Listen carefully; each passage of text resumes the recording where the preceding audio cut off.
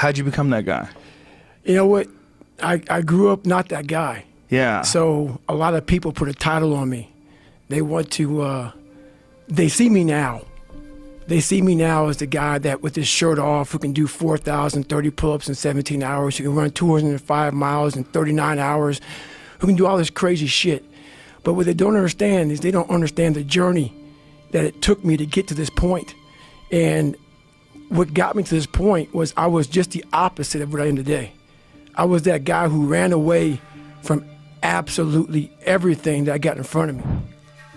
현실을 도피하고 싶어도 도망갈 곳이 없어 절망한 적이 있나요? 더 나은 삶을 살 수 있는 방법을 알지만 그걸 실천하기엔 귀찮고 힘든 일 투성이라고 생각하나요? 여기 조금의 장애물만 보여도 도피해온 남자가 있습니다. 1975년에 태어난 데이비드 고긴스는 어릴 적 아버지에게 온갖 학대를 당하고 8살에 어머니와 함께 도망쳐 살면서 가난과 인종차별로 자신은 정말 보잘것없는 존재로 느끼게 됩니다. 그러다 37년을 공군 요리사로 복무하신 할아버지를 닮고 싶다는 생각에 그는 마음을 가다듬고 공군에 지원하지만 물고문에 가까운 공수구조대 훈련은 그에게 엄청난 공포감만 심어주고 물과 떨어져 근무할 수 있는 전술항공 통제반에서 복무하게 됩니다. 그렇게 안락함에 취해 그는 결국 19세부터 22세 동안 3년 만에 몸무게가 57kg이나 늘게 됩니다. 그렇게 전역한 후 에코랩이라는 해충 방제 업체에 취업하여 새벽마다 음식점을 돌며 바퀴벌레와 쥐를 잡는 일을 하게 됩니다. 당시 그의 하루는 새벽 동안 일하고 아침 7시에 퇴근해 초콜릿 밀크쉐이크와 도너츠를 실컷 먹는 것이었습니다. 단 음식이 그의 도피처였고 본인의 인생이 조금씩 아래로 가라앉고 있다고 느끼는 와중에 그는 네이비실 지옥주 훈련 영상을 보게 되고 이는 그의 인생을 180도 바꾸어 버립니다. 바퀴벌레를 잡는 것이 더 이상 본인의 인생의 말로가 아님을 스스로에게 증명하고 싶었던 그는 기존의 자신을 완전히 바꾼 또 다른 존재를 탄생시켜야만 했습니다.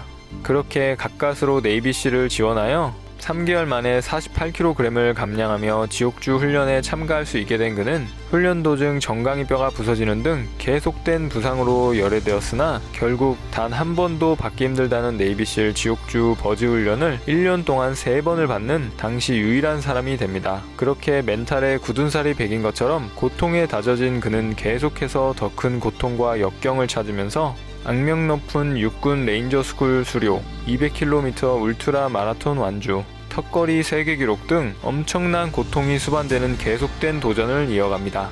숨겨왔던 그의 과거와 그만의 인생 철학을 보여준 그의 회고록, 누구도 나를 파괴할 수 없다는 삶의 무게에 짓눌려 한 치 앞도 볼 수 없는 터널을 걷는 자들에게 엄청난 가능성을 보여줌으로써 2018년 11월 미국 출간 당시 별도의 마케팅도 없이 엄청난 화제를 불러일으켰습니다. 이 회고록이 나오기 전까지 그는 그저 미군의 전설적인 인물로서 선천적으로 강인한 육체와 정신을 타고났을 거라고 오해받았죠. 제 개인적으로 그의 인생 철학 중 가장 인상 깊었던 것은 거울 속에 자신을 바라봤을 때 그 모습이 자랑스러울 수 있어야 한다는 것입니다. 살면서 금전적 또는 사회적으로 성공을 거둘 수 있겠지만 내 자신을 바라봤을 때 그 모습이 자랑스럽지 않다면 그게 무슨 의미가 있을까요? 저도 최소한 제 자신 스스로에게 부끄러운 모습으로 살지는 않겠다는 생각이 들었습니다.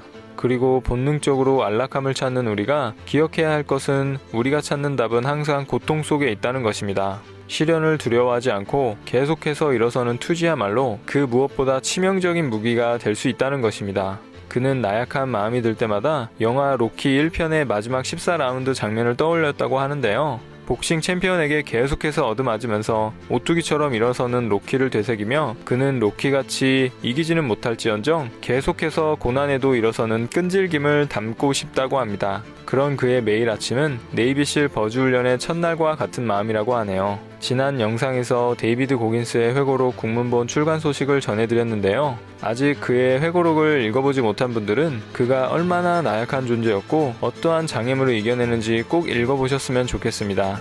저 또한 그의 계속된 도전과 그 끔찍한 고통 앞에 입을 다물지 못하면서 읽었는데요. 이번 국문본 또한 고긴스의 거친 어투를 잘 담아내서 원본 그대로의 느낌을 갖고 읽어볼 수 있었습니다. 앞으로 저도 인생에서 여러 장애물과 힘든 시기를 경험하겠지만 안락함을 도구로 삼는 고긴스의 인생 철학은 제 평생 동안 간직하고 살 것 같습니다. 여러분들도 이번 회고록을 꼭 읽어보시고 평생을 간직할 인생 교훈을 찾아보시기 바라겠습니다. 그럼 다음 영상으로 찾아뵙는 날까지 건강하세요. 그럼 그때까지 Stay hard!